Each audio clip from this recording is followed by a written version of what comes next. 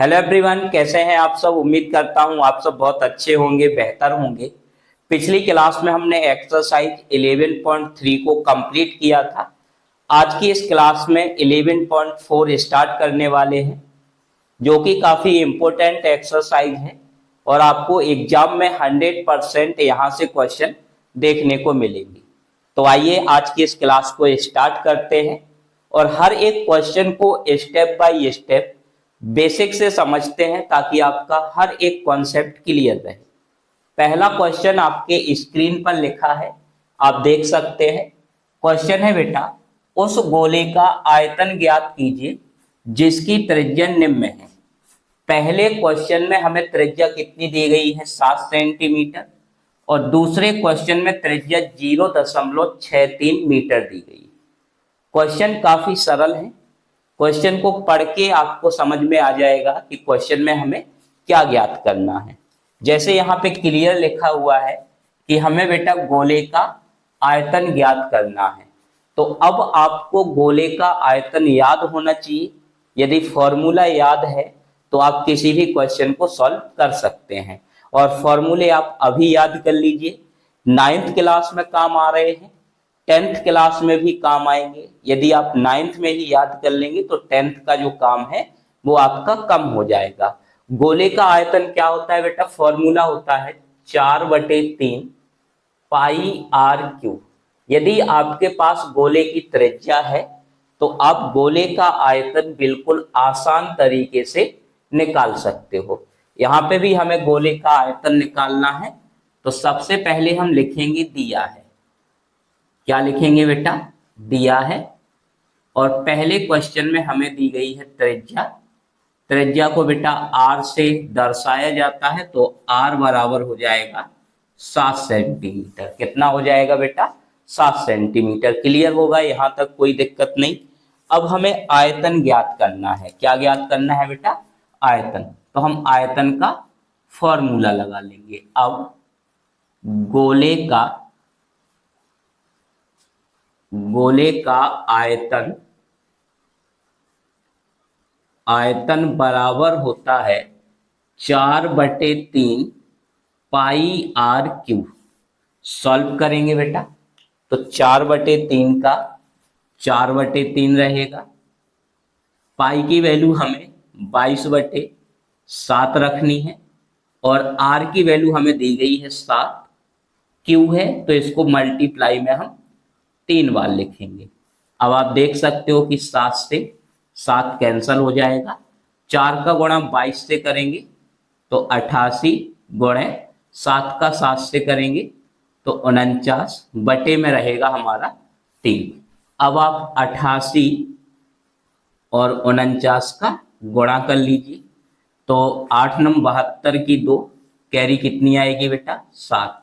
और 8 चौके 32, और 32 और 7 को आप जोड़ोगे तो कितना हो जाएगा, 39। ऐसे ही दोबारा 8 का गुणा करेंगे तो 2 9 3, 2 का 2, और यहाँ पे 11 1, 9 और 3 हो जाएगा हमारा 12, और एक कैरी की, और यहाँ पे 4।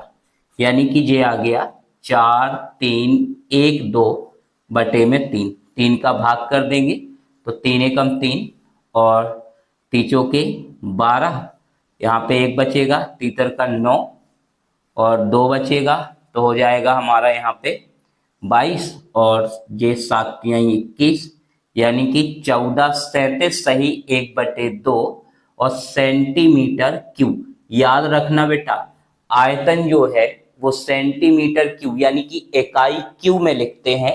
इकाई सेंटीमीटर है तो सेंटीमीटर क्यूब, इकाई मीटर होती तो मीटर क्यूब। इस प्रकार से हम इकाई जो है वो लिखते हैं। तो पहला क्वेश्चन आपका क्लियर होगा। यदि कोई डाउट है तो आप कमेंट बॉक्स में कमेंट कर सकते हैं। सेकंड वाला क्वेश्चन आपको होमवर्क के रूप में है।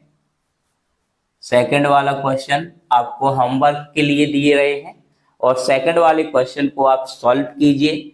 आंसर कितना आ रहा है उसको कमेंट बॉक्स में कमेंट कीजिए। आइए अब हम समझते हैं सेकंड क्वेश्चन। आइए अब हम बात करते हैं क्वेश्चन नंबर सेकंड की, जो कि काफी इंपॉर्टेंट है और काफी सरल है। यदि आप क्वेश्चन को समझ गए तो क्वेश्चन को सॉल्व करना आपके लिए बिल्कुल सरल होगा। क्वेश्चन क्या है बेटा? क्वेश्चन है, उस ठोस गोलाकार गेंद द्वारा हटाए गए पानी का आयतन ज्ञात कीजिए जिसका व्यास निम्नलिखित जो है वो हमें दिया गया है। अब आप यहाँ पे बड़े ध्यान से समझिए। जैसे मान लो हमारे पास कोई तालाब है या कोई बर्तन है और उसमें इस हिसाब से पानी जो है वो भरा हुआ है। अब यहाँ पे समझने वाली बात यह है कि इस भरे हुए पानी में यदि हम कोई गोलाकार गेंद इसमें डाल दें तो जितना आयतन इस गेंद का होगा, जितना आयतन इस गेंद का होगा उतना ही आयतन पानी का क्या करेगा? विस्थापित कर देगा। विस्थापित करने का मतलब होता है हटाना। ठीक, विस्थापित करने का मतलब क्या होता है? हटाना। तो जब हम इस पानी के अंदर एक गेंद को डालेंगे तो इस गेंद का जितना आयतन होगा उतने ही आयतन को वह क्या करेगा? विस्थापित करेगा। तो इसका मतलब क्या हुआ कि जो हमें गेंद की त्रिज्याएं दी गई हैं, पहले क्वेश्चन में 28 सेंटीमीटर और दूसरे क्वेश्चन में 0.21 मीटर दिया गया है। इसका आयतन हमें ज्ञात करना है। तो हम पहले क्वेश्चन में सबसे पहले लिखेंगे कि हमें दिया है, क्या दिया है बेटा? हमें दिया है व्यास। व्यास बराबर 28 सेंटीमीटर और निकालना क्या है बेटा? आयतन निकालना है। तो अभी हमने 1 मिनट पहले आपको समझाया था कि आयतन का जो फॉर्मूला होता है वो 4/3 पाई आर क्यू, यानी आयतन निकालने के लिए हमें त्रिज्या की आवश्यकता होती है, लेकिन यहाँ त्रिज्या नहीं दी गई है। क्या दिया है बेटा? व्यास। तो हमने आपको एक और कॉन्सेप्ट समझाया था काफी दिन वीडियो में। हमने बताया था कि यदि हमारे पास व्यास है, व्यास को हम 2 से भाग करेंगे अर्थात उसका आधा करेंगे तो हमें क्या मिलेगी बेटा? त्रिज्या मिल जाएगी। तो यहाँ पे व्यास हमें 28 दिया है, तो व्यास से अगर हम त्रिज्या निकालें आर की वैल्यू तो ये हो जाएगी 28/2 यानी कि 14 सेंटीमीटर। अब आप आयतन को आसानी से निकाल सकते हैं। किसका आयतन निकालना है बेटा?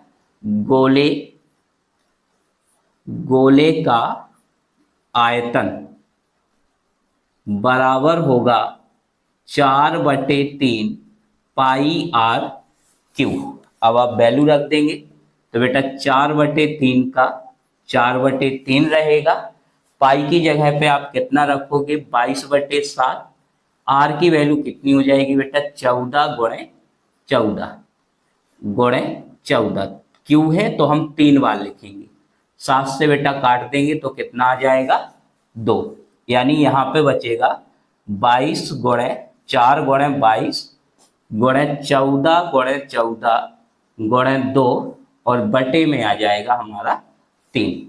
अब आप गुणा कर दीजिए तो बेटा जब 14 का 14 से करेंगे तो कितना आ जाएगा? 196। अब 196 का गुणा करते हैं हम किससे? 22 से।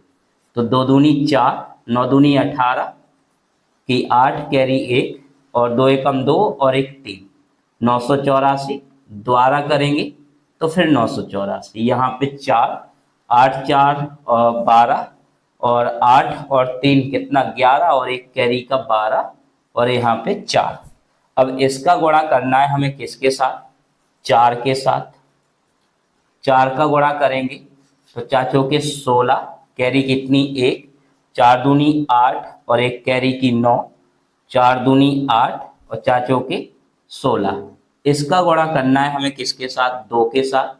तो 6 दूनी कितना हो जाएगा हमारा? 12, कैरी 1, 9 दूनी 18 और 1 19, कैरी 1, 8 दूनी 16, 1 17, 6 दूनी 12, 1 13 और 2 एकम 2 और 1 3।